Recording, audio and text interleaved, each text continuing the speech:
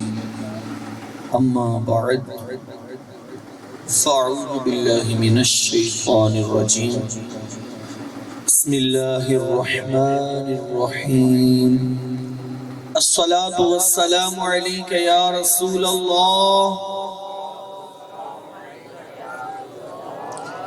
درود پاک آپ کو پڑھا رہا ہوں، آپ نے بلند آواز سے پڑھنا ہے۔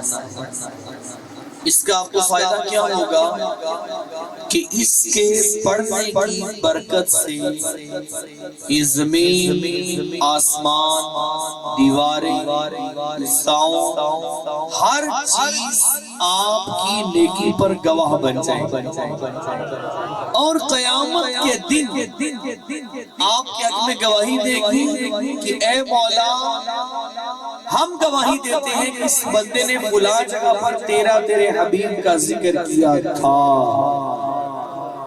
اب میں آپ کو پڑھاتا ہوں، آپ پڑھ لیں۔ الصلاۃ والسلام علیک یا رسول اللہ۔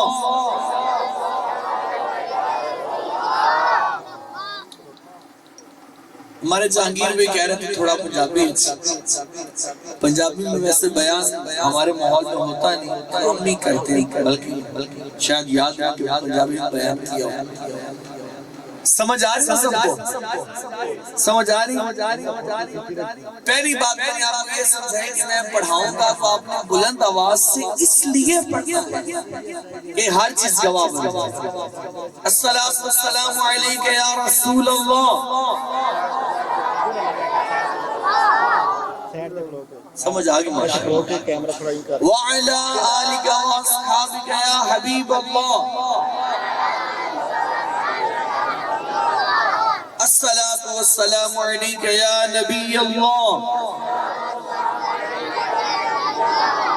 وعلی آلک واصحابک یا نور اللہ۔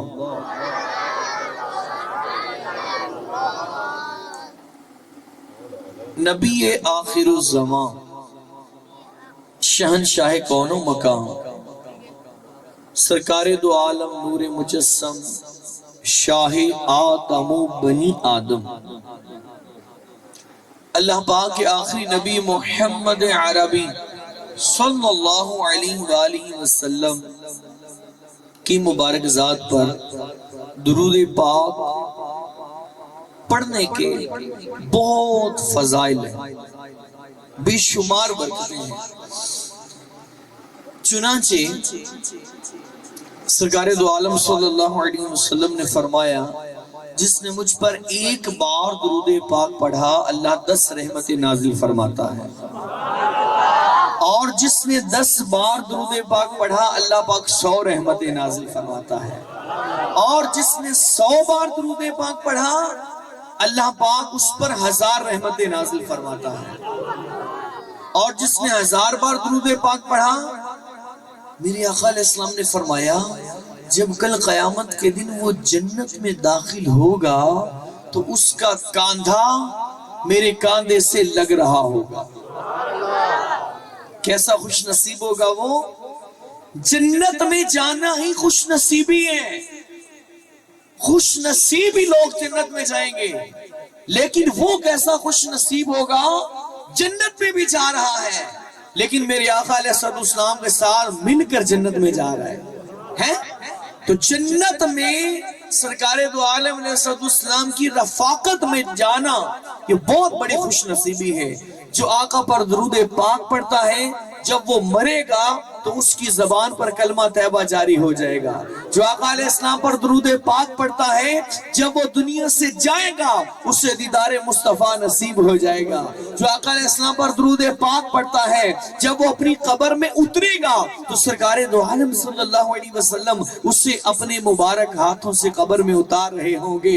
جو درود پاک پڑھتا ہے جب قبر میں اتر جائے گا فرشتے آئیں گے، منکر نکیر آئیں گے، اس سے سوالات کے جوابات طلب فرمائیں گے۔ جو خوش نصیب پیارے آقا صلی اللہ علیہ وسلم پر درود پاک پڑھنے والا ہوگا جب فرشتے اس سے پوچھیں گے من ربو کا، بتا تیرا رب کون ہے، تو اس کی زبان پر جاری ہو جائے گا ربی اللہ، میرا رب اللہ ہے۔ جو آقا پر درود پاک پڑھنے والا ہوگا جب اس سے پوچھا جائے گا ما دینو کا، تیرا دین کیا ہے، یہ پوچھا جائے گا۔ جب اس سے سوال ہوگا بتا تیرا دین کیا ہے، تو میرے آقا علیہ الصلوۃ والسلام پاس ہی ہوں گے اور اس کو فرما دیں گے بول دینی الاسلام. اس کی زبان پر جاری ہو جائے گا میرا دین اسلام ہے. اور تیسرا سوال، آج لے ان کی پناہ، آج مدد مانگ ان سے. پھر نہ مانیں گے قیامت میں اگر مان گیا. آج ماننا پڑے گا، آج درود پاک پڑھنا پڑے گا، آج نمازیں پڑھنی ہوگی، آقا علیہ الصلوۃ والسلام کی آنکھوں کو ٹھنڈک آج پہنچانی ہوگی، آج اپنے اعمال کو ٹھیک کرنا ہوگا، آج اپنی زبان پر نعت مصطفیٰ جاری کرنی ہوگی، آج آقا کا میلاد سجانا ہوگا، آج میرے آقا علیہ الصلوۃ والسلام کی سیرت پر عمل کرنا ہوگا. آج لے ان کی پناہ، آج مدد مانگ ان سے، پھر نہ مانیں گے قیامت میں اگر مان گیا. تیسرا سوال کیا ہوگا؟ میرے آقا علیہ الصلوۃ والسلام قبر میں آئیں گے، تشریف لائیں گے اور پوچھا جائے گا، فرشتے کہیں گے بول ان کے بارے میں دنیا میں کیا کہا کرتا تھا. آقا کی سونی زیارت کروائی جائے گی ہے، والضحیٰ کا چہرہ دکھایا جائے گا اور پوچھا جائے گا بتا ان کے بارے میں دنیا میں کیا کہا کرتا تھا. جو تو عاشق رسول ہوگا اس کی زبان پر تو جاری ہو جائے گا ھذا رسول اللہ. کیا جاری ہو جائے گا؟ ھذا رسول اللہ، یہ تو میرے آقا ہے جن سے میں محبت کرتا تھا، جن پر درود پاک پڑھتا تھا، جن کے ترانے پڑھتا تھا، یہ تو میرے آقا صلی اللہ علیہ وسلم ہے. یہ کون پہچانے گا؟ ہر ایک نہیں پہچانے گا. وہی پہچان پائے گا جس پر اللہ اور اس کے رسول کا خاص کرم ہوگا. اور جو آج میرے آقا علیہ السلام سے طلب کرنے والا ہوگا، جو آج آقا سے محبت کرنے والا ہوگا، آج محبت کرنی پڑے گی. قیامت والے دن تو سارے کہیں گے یہ بڑی شان والے ہیں، لیکن اس وقت شان والا کہنا کوئی فائدہ نہیں دے گا. آج ان سے محبت کرنی پڑے گی، آج ان پر درود پاک پڑھنا ہوگا. جو آقا پر درود پاک پڑھتا ہے، جب کل قیامت کا دن ہوگا، میزان عمل پر جہاں پر نیکیوں کو تولا جائے گا، ایک طرف نیکیاں، دوسرے پلڑے میں برائیاں. ایک شخص ایسا ہوگا اس کا نیکیوں کا پلڑا ہلکا اور گناہوں کا بھاری ہو جائے گا. میرے آقا صلی اللہ علیہ وسلم کو اپنی امتیوں سے بڑا پیار ہے، آقا کو امتیوں سے بڑی محبت ہے. یہ تو ہمارے نصیب اچھے نہیں کہ ہم صرف زبان سے آقا سے محبت کا دعویٰ تو کرتے ہیں. سارے مسلمان کہتے ہیں غلامی رسول میں موت بھی قبول ہے. بھائی موت قبول کر رہے ہو، کچھ اور بھی قبول کر لو.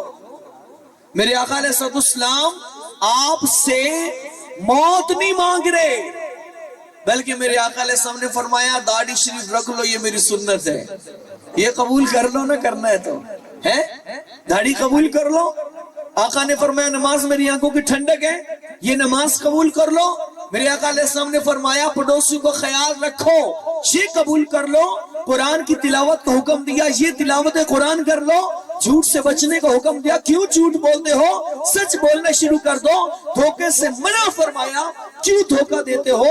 والدین کی خدمت کا حکم دیا، کیوں والدین کے نافرمان بن گئے ہو. چاہیے یہ تھا کہ آقا علیہ السلام کی سنتوں پر عمل کرتے، میرے آقا علیہ السلام کا کہنا مانتے. جو آقا نے فرمایا آنکھیں بند کر کے اسی رستے پر چل پڑتے. لیکن ہم یہ کام نہیں کرتے. جو آقا نے فرمایا یہ کرو یہ کرو یہ کرو، ہم وہ کام نہیں کرتے، بلکہ یہ کہتے غلامی رسول میں موت بھی قبول ہے. تو بے شک موت ہمیں قبول ہے. کیا عاشقان مصطفیٰ جان دینے سے نہیں ڈرتے؟ یہ سر کٹ جائے یا رہ جائے یہ پرواہ نہیں کرتے ہیں. یہ تو ہے نا. لیکن اس کے ساتھ ساتھ آؤ میرے پیارے اسلامی بھائیوں، ہم ان باتوں کی طرف بھی توجہ کریں جو میرے آقا علیہ السلام نے حکم دیا ہے، ان کی طرف بھی اپنا ذہن لے کر جائیں. تو نیت کریں دنیا میں آخرت میں اگر کامیابی چاہتے ہو تو میرے آقا علیہ السلام کی ذات گرامی پر درود پاک پڑھو. نیت کرتے ہیں سارے پڑھیں گے انشاءاللہ. صلو علی الحبیب صلی اللہ تعالی علی محمد صلی اللہ علیہ وسلم. ابھی جو رات گزری ہے شب برات تھی، اور چند راتیں مسلمانوں کے لیے بڑی بابرکت ہیں۔ ایک وہ رات جو گزر گئی، اور آگے شب قدر، بلکہ سارا رمضان ہی بڑا برکتوں والا ہے، اللہ کا مہمان مہینہ ہے۔ اس مہینے کے اندر سبحان اللہ سحری میں اللہ پاک لاکھوں کروڑوں بندوں کی بخشش فرماتا ہے، افطاری میں لاکھوں کروڑوں کی بخشش فرماتا ہے، جمعہ میں پورے ہفتے میں جتنوں کو بخشا ہوتا ہے نا، ان سب کے برابر جمعہ میں بخشش فرماتا ہے۔ ہر گھڑی اس ماہ مبارک کی بڑی رحمتوں والی ہے، تو کیوں نہ ایسا ہو کہ ہم رمضان شریف کے آنے سے پہلے پہلے اپنے آپ کو نیک بنا لیں، اپنے آپ کو اللہ کی بارگاہ میں جھکا لیں، توبہ کر لیں۔ اگر ہماری زندگی اللہ کی نافرمانیوں میں گزر رہی ہے نا، کہ پتہ نہیں میرے اسلامی بھائی ہم نے مر کب جانا ہے، کسی کو پتہ نہیں۔ آئے دن یہ واقعات سنتے رہتے ہیں، جو فلاں وہ تو جوان تھا، اس کو کیا ہو گیا جو اس کے گردے فیل ہو گئے، فلاں کو کیا ہو گیا بھائی، اس کو ہارٹ اٹیک ہو گیا، اس سے تو بھی میری فون پر بات ہوئی تھی، اس کا ایکسیڈنٹ ہو گیا، فلاں مر گیا، فلاں مر گیا، فلاں بن فلاں مر گیا، فلاں کو دفنا دیا گیا، فلاں کا جنازہ لے کر جا رہے ہیں، فلاں کا بیٹا مر گیا، فلاں کا باپ مر گیا۔ آئے دن یہ خبریں ہم سنتے رہتے ہیں، تو یاد رکھیے آج جن کو سوئے قبرستان اپنے کاندھوں پہ اٹھا کر لے کر جا رہے ہو نا، یہ تمہیں کچھ بتا رہا ہے۔ جنازہ آگے بڑھ کے کہہ رہا ہے، اے جہاں والو میرے پیچھے چلے آؤ، میں تمہارا رہنما ہوں۔ جنازہ کہہ رہا ہوتا ہے، اے مجھے قبرستان لے کر جانے والو، یاد رکھو یہ نہ سمجھنا کہ میں ہی قبر میں جا رہا ہوں، بلکہ میں آگے جا رہا ہوں، تم میرے پیچھے آ رہے ہو۔ ہاں یہ الگ بات ہے کہ میری باری پہلے آ گئی۔ جب گاڑی چل رہی ہوتی ہے نا تو مسافر اتر رہے ہوتے ہیں، کسی کا سٹاپ یہاں آ گیا، کچھ کا آگے آ گیا، کچھ کا آگے آ گیا۔ جب اڈا آتا ہے تو ساری سواریاں اتر چکی ہوتی ہیں، تو قیامت کے آنے سے پہلے پہلے ساری سواریاں اتر جائیں گی۔ کوئی یہاں اترے گا، کوئی وہاں اترے گا، کوئی سال بعد، کوئی 2 سال بعد، 3 سال بعد، آج کل پرسوں، یہ بس سلسلہ چل رہا ہے۔ یاد رکھیے بے وفا دنیا پہ مت کر اعتبار، تو اچانک موت کا ہوگا شکار۔ موت آئی پہلواں بھی چل دیے، خوبصورت نوجوان بھی چل دیے، دبدبا سب دنیا ہی میں رہ جائے گا، اور حسن تیرا خاک میں مل جائے گا۔ بڑے بڑے جوان، بڑے بڑے پہلوان ہیں، بڑے بڑے نام والے، بڑے بڑے سیاستدان، بڑے بڑے چودھری، بڑے ملک، سب دنیا سے چلے گئے، کوئی بھی یہاں باقی نہ رہا۔ یاد رکھیے انسان کس لیے کماتا ہے دولت؟ یہاں ہو سکتا ہے ذمہ دار بھی بیٹھے ہوں، کوئی چودھری صاحب بھی بیٹھے ہوں، کوئی بڑے بھی بیٹھے ہوں، تو یاد رکھو انسان کماتا ہے اپنا اچھا مکان، گھر بن جائے، کوٹھی بن جائے، محل بن جائے۔ مر گیا تو کون سا گھر بنا؟ قبر۔ انسان کماتا ہے میرا لباس اچھا ہو، کاٹن پہنوں، لٹھا پہنوں، گرمیوں کا الگ ہو لباس، سردیوں کا الگ ہو لباس۔ ارے دولت اس لیے کما رہے ہو کہ میرا لباس اچھا ہو، مرنے کے بعد لباس ختم ہو جائے گا، کیا ہوگا؟ 2 گز کفن کا ٹکڑا تیرا لباس ہوگا۔ جیسی بندہ مرا، مرتی ہی اس کا لباس ختم ہو گیا، اب اس کا کفن۔ کبھی کسی سے آپ نے سنا ہے کبھی کسی نے کہا چلے تو اس کو قمیض پہناؤ، اس کو لباس پہناؤ؟ کبھی سنا نہیں۔ کیا کہتے ہیں جی کفن کاٹ دو، کفن پہنا دو، کفن صحیح کاٹنا، فلاں سے کو کفن سلائی کر دے۔ جیسے ہی مرے، مرتے ہی آپ کا لباس ختم ہو گیا، آپ کی چدراہٹ ختم ہو گئی، آپ کا لباس کفن میں تبدیل ہو گیا، آپ کی قبر۔ بیٹھ جاؤ، بیٹھ جاؤ، پیسے نہیں پھینکنے، بیٹھ جاؤ۔ جیسے ہی مریں گے فوراً آپ کا لباس کفن میں تبدیل ہو جائے گا، آپ کا مکان، آپ کا محل، آپ کی کوٹھی قبر میں تبدیل ہو جائے گی۔ اور آپ کا نام وزیر اعظم، صدر، ایم این اے، ایم پی اے، فلاں چیئرمین صاحب، ملک صاحب، نمبردار صاحب، فلاں فلاں فلاں، ہوتا ہے نا نام، یہ نام کے ساتھ لگایا جاتا ہے فلاں صاحب فلاں صاحب. تو جب مر جاؤ گے نا نام ختم ہو جائے گا. کبھی آپ نے سنا ہو کسی نے یہ کہو چودھری صاحب کو اٹھا کر لے چلو؟ نہیں. کیا کہتے ہیں؟ میت کو اٹھاؤ، اٹھاؤ میت کو لے چلو قبرستان کی طرف. یہ نہیں کہا جاتا ایم این اے کو اٹھاؤ اور لے چلو کوٹھی کی طرف، نہیں، بلکہ اٹھاؤ میت کو اور اٹھا کر اس کو لے چلو قبرستان کی طرف، اس گھر کی طرف لے کر جاؤ جس گھر میں کوئی بھی گیا ہے واپس پلٹ کر نہیں آیا. جو بھی مرا ہے وہاں گیا ہے لیکن واپس نہیں آیا. ہم بھی وہاں جائیں گے تو ضرور لیکن واپس پلٹ کر نہیں آئیں گے.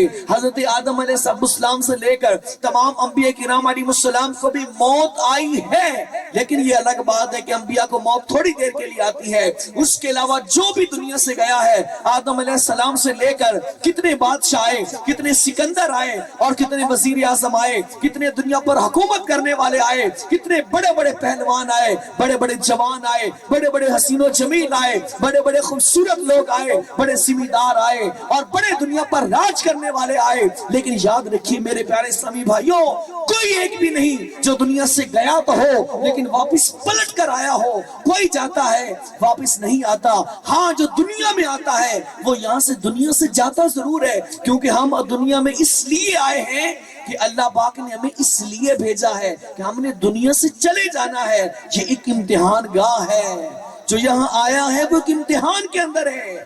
اب یہ پاس ہو گیا اس امتحان میں تو اس کا ٹھکانہ جنت ہوگا. ایک باپ گھر میں بیٹھا تھا تو اس کا بیٹا بڑا پریشانی سے نا اپنے سبق کو پڑھ رہا تھا.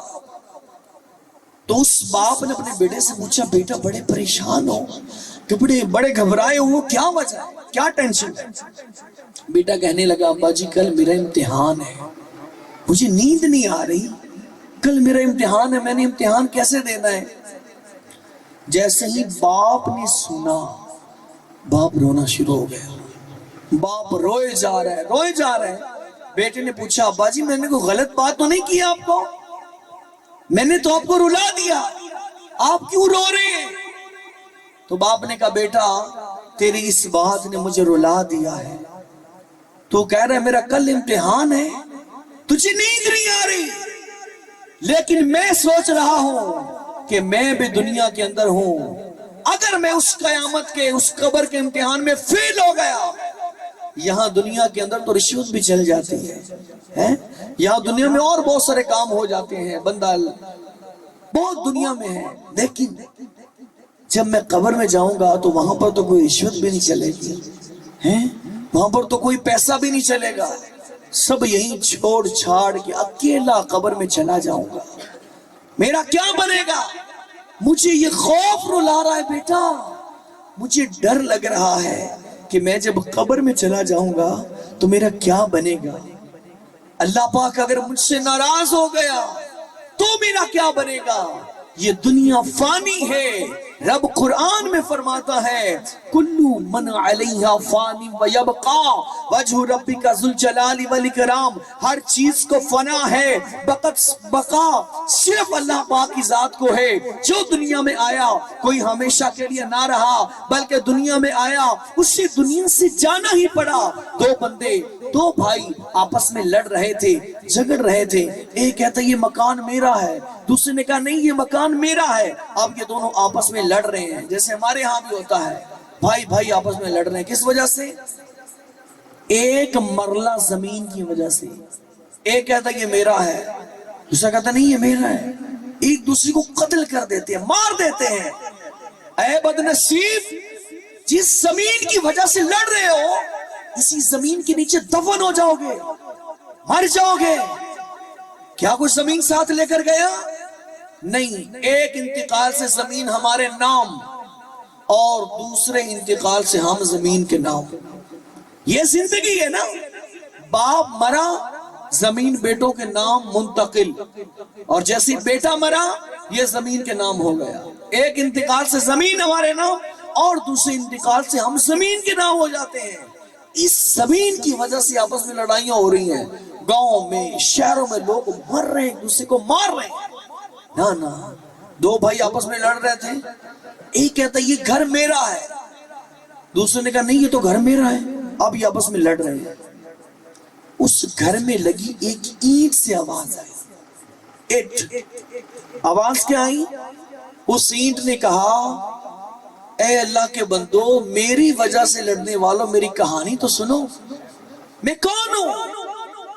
مجھے اینٹ نہ سمجھو، میں ایک بادشاہ ہوں. اب ان کے کان کھڑے ہو گئے، کہنے لگے بادشاہ؟ اس اینٹ نے اور بولا، جواب دیا. اینٹ کہنے لگی میں ایک بادشاہ ہوں، جہاں میری قبر بنی ایک وقت گزر گیا، قبر مٹ گئی. جو میرا جسم تھا نا اس سے ایک اینٹ بنا دی گئی، پھر ایک گھر میں لگا دیا گیا. اس کے بعد پھر وقت گزرتا گیا، پھر لوگوں کے پاؤں کے اندر آگے لوگ مجھے پاؤں سے رونتے رہے، لوگوں کے پاؤں میں رہی، مٹی بن گئی، اس مٹی سے پھر اینٹ بن گئی. اس کے بعد پھر دوبارہ مجھے یہاں لگا دیا گیا. کیا اس زمین کی وجہ سے لڑ رہے ہو؟ کیا اس دنیا ذلیل دنیا کے پیچھے پڑے ہوئے ہو؟ یاد رکھو ایک بادشاہ دنیا میں نہیں رہا. میری کہانی سن چکے ہو نا. تو میں تو بڑا بادشاہ تھا، میرے پاس تو بڑی دولت تھی، تمہارے پاس تو اتنی دولت بھی نہیں. تو کیا سمجھتے ہیں جس کے پاس دولت ہے وہ نہیں مرے گا؟ ہے جو بڑا زمیندار بن گیا اس کو موت نہیں آئے گی؟ جو ملک پاکستان کا بادشاہ بن گیا، صدر بن گیا، اس کو نہیں مرنا؟ سب کو مرنا ہے، سب کو مرنا ہے. جیتنے دنیا سکندر تھا چلا. ایسا نہیں ہوا ہوگا کہ کوئی دنیا سے گیا ہو آ گیا ہو، نہیں ایسا. جو بھی دنیا سے گیا ہے کبھی پلٹ کر نہیں آیا، کبھی نہیں آیا. کبھی ہمارے دل میں خیال یہ نہیں آیا کہ یار جس کو ہم اٹھا کر لے کر جا رہے ہیں، لوگ رو رہے ہوتے ہیں، اور یہ رونا بھی تھوڑی دیر کے لیے ہوتا ہے، یاد رکھیں تھوڑی دیر کے لیے.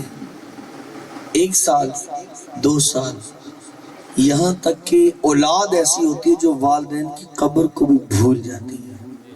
ہاں قبروں کو بھی بھلا دیا جاتا ہے.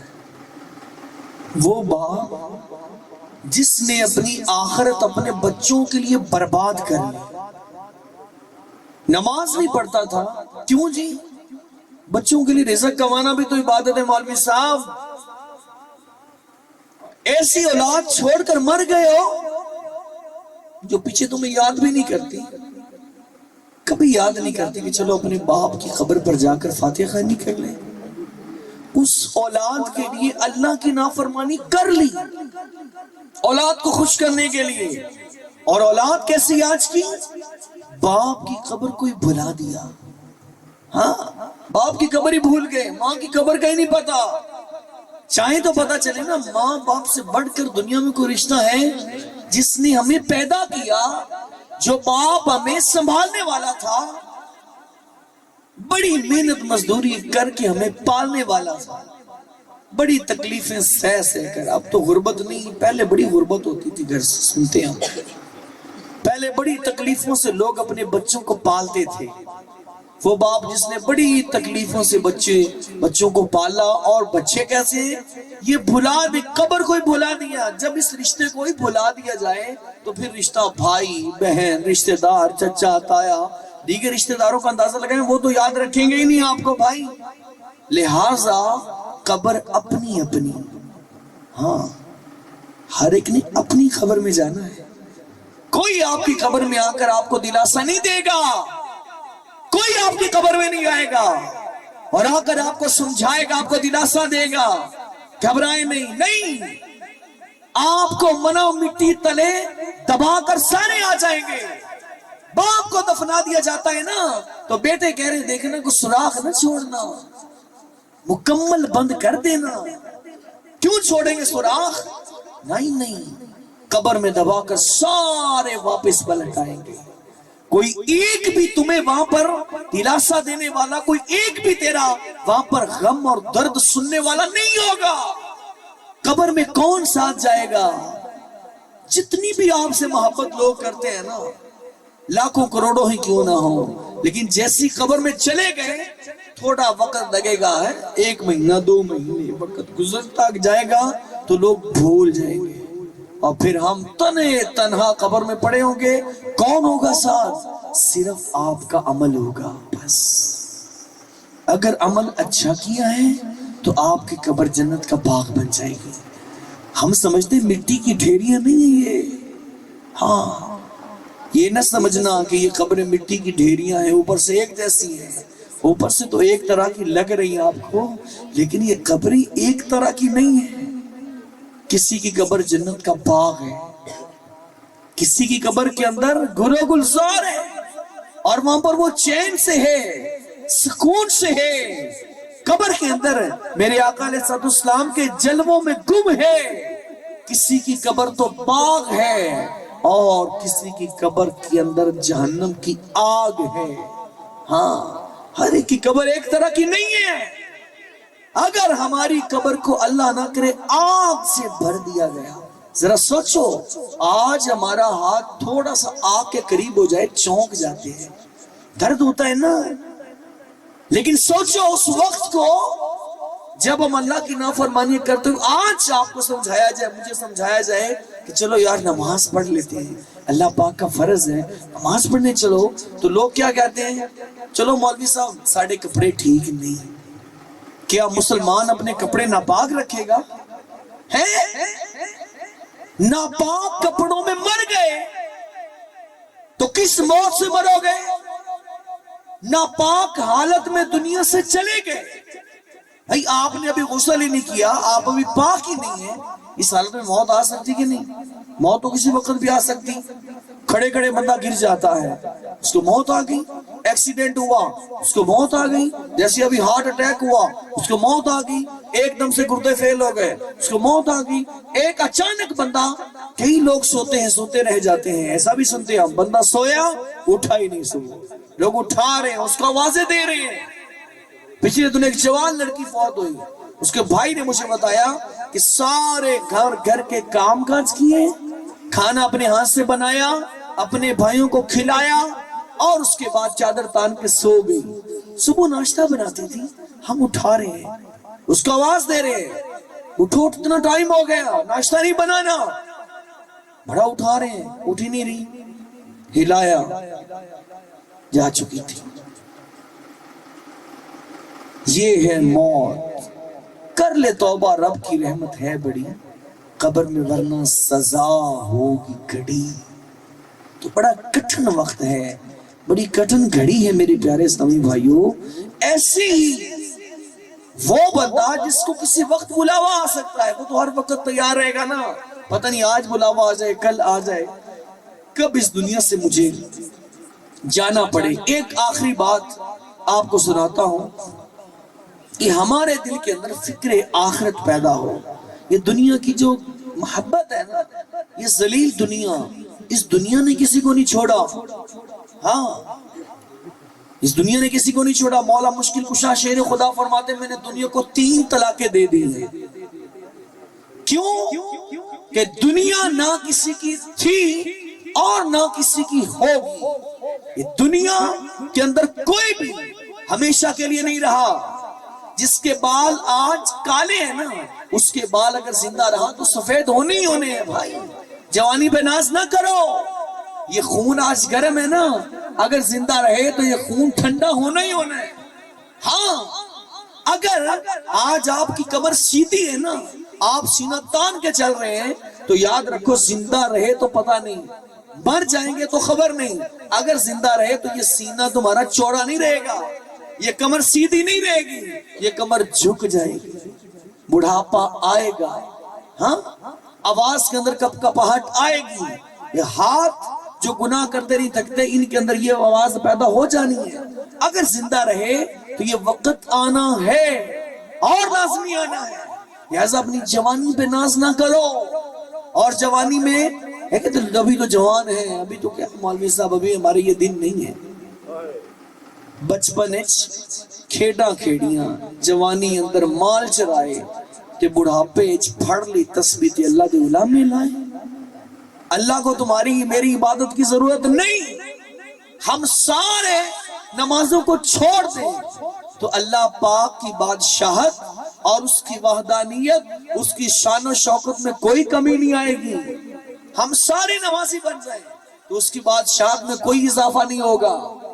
ہم عبادت کریں گے بھلا ہمارا, ہم نہیں کریں گے نقصان ہمارا. ہم اس کی فرما برداری کریں گے فائدہ ہمارا, ہم نہیں کریں گے اس کا کوئی نقصان نہیں ہو سکتا. وہ بادشاہوں کا بادشاہ ہے, وہ زمین و آسمان کا مالک ہے, وہ رزاق ہے, وہ رحیم ہے, وہ کریم ہے. اس کی بادشاہت, اس کی زمین میں کوئی کمی نہیں آئے گی. فائدہ ہمارا ہے. وقت بڑا قلیل ہے. ایک آخری بات یہ عرض کرتا چلوں, ایک بادشاہ تھا, اس کو اپنی دولت پر بڑا گھمنڈ تھا. بڑی اس کے پاس دولت ہے, بڑا مال ہے, بڑی شان و شوکت اور بڑی ٹھاٹ باٹ کے ساتھ وہ سفر کرتا تھا. ایک دفعہ اس نے کہیں سفر پر جانا تھا تو کہنے لگا کہ میرے لیے سوٹ لے کر آؤ. ایک سوٹ لے کر آئے, پسند ہی نہیں آیا. دوسرا لے کر آئے, وہ بھی پسند نہیں آیا. پھر لے کر آئے, وہ سوٹ بھی پسند نہیں آیا. ایک سوٹ آیا بڑا مہنگا, سوٹ پہنا, گھوڑا لایا گیا, پسند نہ آیا. اور سواری لائی گئی بڑی شان و شوکت کے ساتھ, ادھر بھی گھوڑے ادھر بھی گھوڑے, درمیان میں اس کا گھوڑا بڑی شان و شوکت کے ساتھ جا رہا ہے, سینہ تان کے چل رہا ہے, میں جی بادشاہ ہوں, کون ہے جو مجھے للکارے گا, میں سلطان ہوں, میں اس زمین پر حکومت کرنے والا ہوں, میں بڑا بادشاہ ہوں. بڑی شان و شوکت کے ساتھ چل رہا, چلتا چلتا ایک جگہ پر گیا تو وہاں پر ایک فقیر ملا. اس فقیر نے اس کو کہا کہ مجھے تجھ سے بات کرنی ہے. اس کو بڑا غصہ آیا کہ یہ فقیر مجھ سے بات کرے گا. تو اس نے اپنے خادموں کو کہا کہ اس کو ہٹا دو. تو اس فقیر نے اس کے گھوڑے کی لگام کو پکڑ لیا اور بادشاہ کو کہنے لگا مجھے تجھ سے کام ہے, میں نے تجھ سے بات کرنی ہے. اب سارے لوگ وہاں پر دیکھ رہے تھے. اب اگر یہ بات نہ سنتا تو اس کی ناک کٹتی, لہذا اس نے کہا ٹھیک ہے بات کرو, کیا کرنی. تو وہ فقیر کہنے لگا کہ مجھے بات تمہارے کان میں کرنی ہے. بادشاہ نے اپنے کان کیے, قریب کیے, تو وہ فقیر کہنے لگا مجھے تم جانتی ہو میں کون ہوں, میں موت کا فرشتہ ملک الموت علیہ السلام, میں ملک الموت علیہ السلام ہوں, تمہاری روح قبض کرنے آیا ہوں. وہ بادشاہ کہنے لگا مجھے تھوڑا سا تو ٹائم دے دو, مجھے یہ سفر مکمل کر لینے دو, مجھے گھر پہنچنے دو, مجھے تھوڑا سلطنت کو دیکھ لینے دو. تو ملک الموت علیہ السلام نے کہا اب کے بعد تم کبھی سلطنت نہ دیکھ پاؤ گے, اب کے بعد تم کبھی گھوڑے پر سوار نہ ہوگے, اب کے بعد تمہارا غرور و تکبر خاک میں مل جائے گا, تمہاری زندگی ختم ہو چکی ہے. اے بادشاہ تم نے جو کرنا تھا کر چکے ہو, اب تمہاری موت کا وقت آ چکا ہے. ایک دم سے ملک الموت علیہ السلام نے اس کی جان کو نکالا اور وہیں سے گھوڑے سے نیچے گر گیا. یہ ہے زندگی, یہ ہے شان و شوکت والی زندگی. تو یاد رکھیے میرے محترم اسلامی بھائیوں, جتنے بھی اسلامی بھائی آپ آئے ہیں نا, ماشاءاللہ سنا ہے کہ یہاں پر علماء کرام بھی تشریف لائے ہیں, یہاں پر دیگر ذمہ دار لوگ بھی ہیں, دیگر یہاں کی عوام بھی ہے, جو بھی یہاں پر آئے ہیں. میرا آپ کا وقت کب بھی ختم ہو سکتا ہے, موت کو کبھی مت بھولو. آگاہ اپنی موت سے کوئی بشر نہیں, سامان 100 برس کا ہے پل کی خبر نہیں. سامان جمع کرتے پھرتے ہیں, سیٹھ جی کو فکر تھی ایک ایک کے 10 کیجئے. موت آ پہنچی مسٹر, جان واپس کیجئے. ہم گن رہے ہوتے ہیں یہ قلعہ لے لیا ایک اور لے لیا، یہ ایکڑ لے لیا ایک اور لے لیا، یہ پلاٹ مل گیا ایک اور پلاٹ لے لیا جائے، ایک مربع ہو گیا یار 2 ہو جانے چاہیے، ایک فیکٹری بن گئی ایک اور بن جانی چاہیے، ایک دکان بن گئی دوسری اور بن جانی چاہیے، ایک گھر ہے دوسرا ایک اور گھر بن جائے. تو بھائی یہ سب کچھ نہ بناؤ، اتنا گو کہ بس جی لے کافی، اتنی دولت کماؤ کہ بس یہاں پر جی لے، نہ یہ کہ اتنی دولت کماؤ کہ اپنی قبر کو آخرت کو بھول ہی جاؤ. مت بھولو اپنی قبر کو، مت بھولو اپنی آخرت کو، مت بھولو اسی قبر کے اندر چلے جانا ہے. آج یہ کہا جائے نا جو ایک نماز پڑھے گا اسے 1000 روپیہ ملے گا، کوئی نماز نہیں چھوڑے گا. کیوں؟ کہ دولت ہمیں نظر آ رہی ہے، تو جو ہمیں نظر آئے نا اس کی طرف ہم بھاگتے ہیں، جو نظر نہ آئے. پھر ہم آپ کو کہیں جو کوئی جماعت سے نماز پڑھے گا اس سے 27 نمازوں کا ثواب ملے گا، کوئی نہیں آتا، کیونکہ یہ 27 نمازوں کا ثواب نظر نہیں آتا. آپ کو کہیں جی نماز پڑھو آپ جنت میں جائیں گے، بھائی جنت میں جب جائیں گے تو دیکھا جائے گا ابھی تو نظر نہیں آ رہا، اس لیے ثواب، نیکیاں، اجر، اچھائی، بھلائی، یہ ساری چیزیں مادی نہیں ہمیں نظر نہیں آتی ہیں، اس لیے ہمارا دل ان کی طرف جاتا بھی نہیں. مادی چیزیں نظر آتی ہیں، کھانا پینا رہنا سہنا پیسہ، یہ چیزیں ہماری ان کی اوقات ہماری نظروں میں ہے کیونکہ نظر آ نہیں ہے. لہٰذا اس کی طرف توجہ کرو جو ہمیں قیامت کے دن نظر آئے گا، قبر میں نظر آئے گا. مہلت اللہ نے ہمیں دی ہے، مہلت ابھی آپ کو سمجھایا جا رہا ہے، بتایا جا رہا ہے، لیکن جب وقت آ جائے گا تو پھر نہ کوئی سمجھا پائے گا اور نہ آپ سمجھ پاؤ گے. اے میرے محترم اسلامی بھائیو، عاشقان رسول کی تحریک دعوت اسلامی الحمدللہ یہ دنیا بھر کے اندر نیکی کی دعوت کو عام کر رہی ہے. ہمارے جہانگیر بھائی نے دعوت اسلامی کے تحت 7 دن کا ایک کورس کیا ہے. اس کورس کے اندر ان کو ایسا جذبہ ملا ہے ماشاءاللہ، اتنا ان سے دل خوش ہوا کہ یہ اسکولوں میں جا کر امام صاحبان سے ملاقات کر کے جگہ جگہ جا کر نیکی کی دعوت دے رہے ہیں. ابھی یہاں کورس کروا رہے ہیں، یہی ہو رہا نا کورس، آج آخری دن ہے کورس کا، یہاں پر کورس کروا رہے ہیں. ہمارے مبلغ دعوت اسلامی عاقب بھائی یہ اکاڑا سے، بلکہ وہ بالا پیر کے پاس رہتے ہیں ماشاءاللہ، اتنی دور سے یہاں پر کورس کروانے کے لیے یہاں پر رکے ہوئے ہیں. اور جہانگیر بھائی مختلف جگہوں پہ جا کر نیکی کی دعوت دے رہے ہیں، ملاقاتیں کر رہے ہیں، کبھی کسی کے پاس جا رہے ہیں کبھی کسی کے پاس جا رہے ہیں. ان کو کیا ملے گا بھائی؟ کوئی پیسہ نہیں، کوئی کمیشن نہیں کہ دعوت اسلامی کا کام کر رہے ہیں تو چلو ان کو کچھ ہم پیسے دیں گے، ایسا نہیں ہے، صرف اللہ کی رضا ہے. کیا؟ یہی ہے آرزو تعلیم قرآن عام ہو جائے، ہر ایک پرچم سے اونچا پرچم اسلام ہو جائے، تلاوت کرنا میرا کام صبح و شام ہو جائے. یہی جذبہ ان کو چین سے نہیں بیٹھنے دے رہا. یہ جا رہے ہیں جا کر نیکی کی دعوت کو عام کر رہے ہیں. تو کاش یہ ایک ہیں تو ایک جتنا کام ہوگا، اگر یہاں کے سارے نوجوان ان کے ساتھ مل جائیں، ان کے بازو بن جائیں، کیا بہار آئے گی.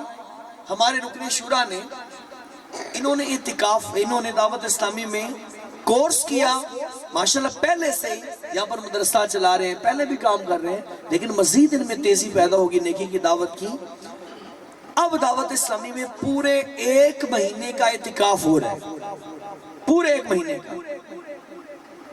آپ کہیں گے جی 1 مہینہ تو بڑا مشکل ہے، میرے کم کار، میرا ذمہ دارہ، میری نوکری، میرا فلاں کام.